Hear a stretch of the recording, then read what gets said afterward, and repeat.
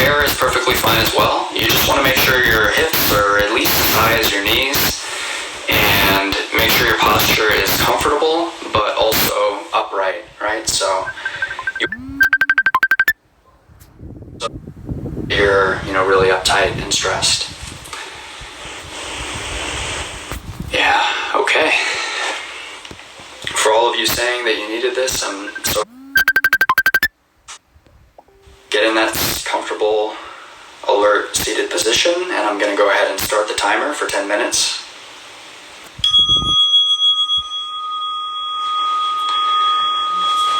So you can start out just by settling in to your body, settling into your internal world here, taking a second away from the frenetic, chaotic energy of social media, the external world, and just going inward. Feel whatever sensations are predominant in your body right now. So, the obvious one to start with is the contact between your body and the chair, or the floor, or the cushion. You can feel those solid sensations. You can feel the contact between the air and your skin, feeling the temperature in the room,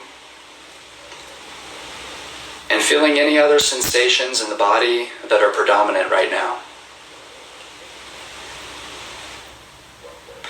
If you've got some nervous energy going, you can take a few deep breaths. We want to breathe in deeply and out slowly.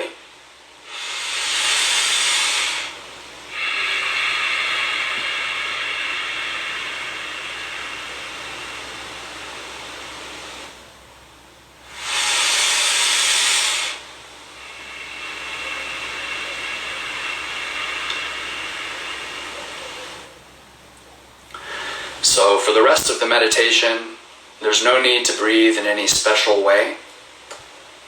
Just notice the feelings of the breath now.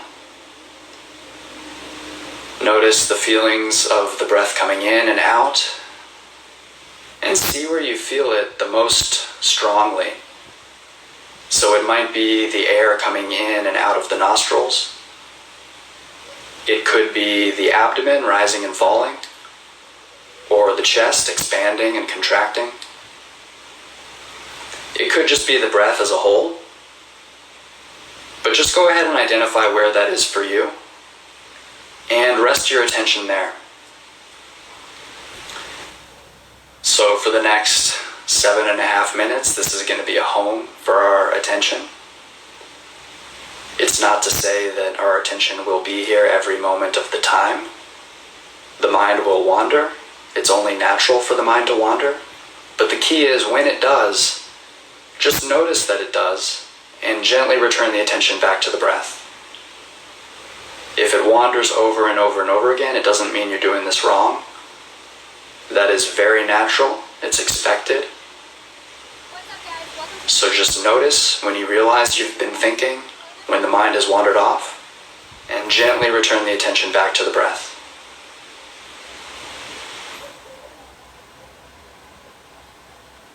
Unfortunately, we can't impose a stay-at-home order on our attention.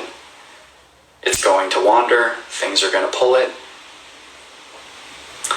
So don't stress in those moments.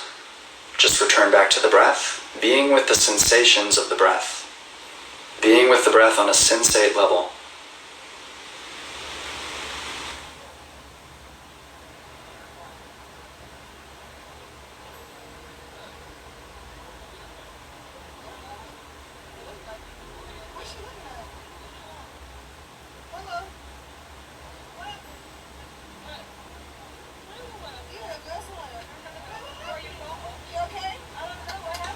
This practice is not so much about doing, it's a lot more about being. So that's all we're doing. We're just being with the breath. And it doesn't take any more effort than the effort it would take to listen to some music. We're just tuning in to what's already there. The breath is always going, whether we're controlling it or not. And the sensations are always there, whether we're feeling them or not. So just like you would tune in to the sounds of a song, tune into the sensations of the breath.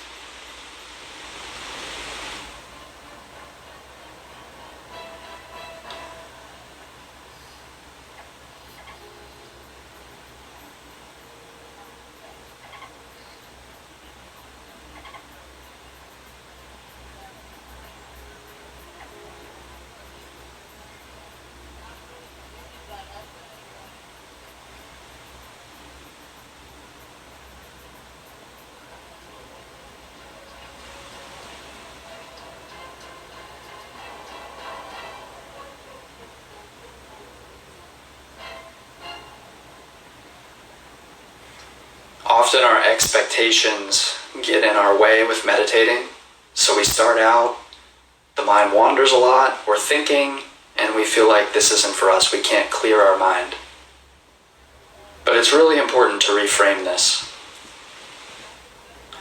Meditation might look like it's about getting into some perfect blissful state, but it's really not. It's just about the intention to know where our attention is. And when you do find that the attention has wandered, when you're thinking, rather than beating yourself up about that, you can actually celebrate that, because that is a moment of knowing where your attention is.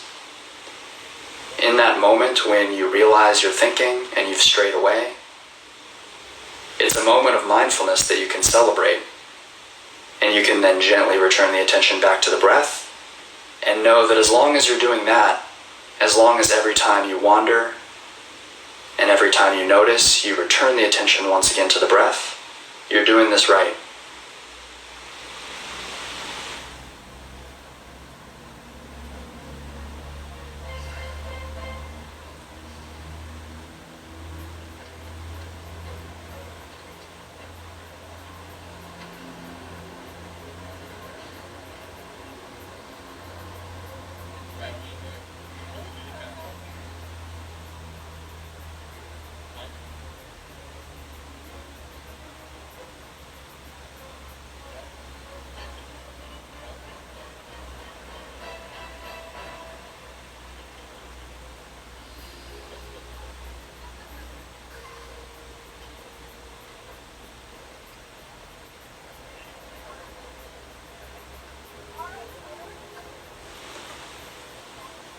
Are you with the breath? Are you thinking, planning, remembering? Are you with a sound or a smell, a mood or an emotion? There are pretty much unlimited directions the mind could wander off in. Buddhists like to call it monkey mind. It's like a monkey swinging between branches, going aimlessly in different directions. And so meditation is the act of watching it do that, and just gently reeling it back in, centering it on the breath. Some of the directions it goes in are easy to let go of. You feel some random sensation, you let it go, you're with the breath. Some things might be stickier, they might be hard to let go of. So this idea might feel really important. You really want to open your eyes and watch me giving the instructions. You really want to do this planning. You really want to figure out what you should have said to that person in that argument. Whatever it is, it's going to be there in just a minute and a half. So I'm going to give you the last minute plus in silence to just be with the breath. But just know that no matter how it feels like it's going or how it feels like it went, you're doing this right so long as every time you notice yourself thinking or you notice that you've wandered, so long as you return the attention to the breath. And you can thank yourself for doing this, for taking the time to do something that's pretty rare, especially on Instagram, and checking in with your internal experience. So you'll hear the bell in a minute.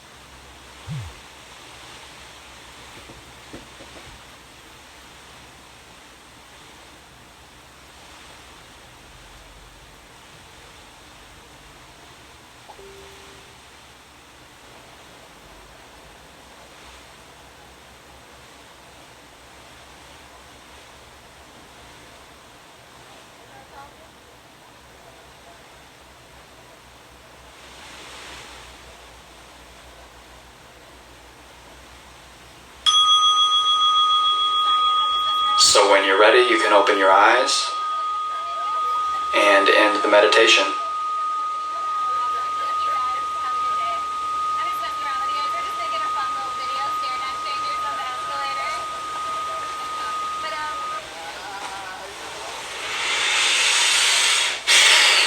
Alright, so it's helpful just to notice how you feel right now. You might feel some calm, you might feel frustration, there's no telling what comes up. You might not feel that different from 10 minutes ago. It's a very gradual process, so if you want to go further with the gradual process and give meditation a full try, I'm going to be doing this 7 a.m. Pacific time each morning. And we're going to do some introductory things, make it a little longer each day the next few days, and then eventually get into a series of meditations. So Monday or Tuesday, I'll let you know which one. I'm going to start a series of probably 12 or so guided meditations that will let you know what meditation is about and gradually teach you different techniques and empower you to be able to practice on your own whenever you like. So I hope that you got something out of this and enjoyed it. And I will see many of you tomorrow. If you want to let me know how that went in the comments, I see we've got 60 or so people here still. Would love to hear.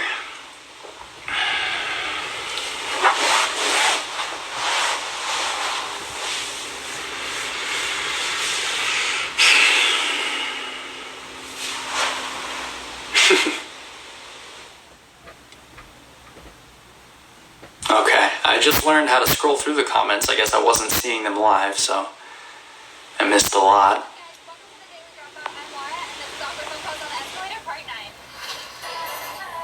Am I doing it on weekends? Yes, every day. Will I check my DMs? Yes. Will I respond? I don't know. Are all meditations just sitting? No.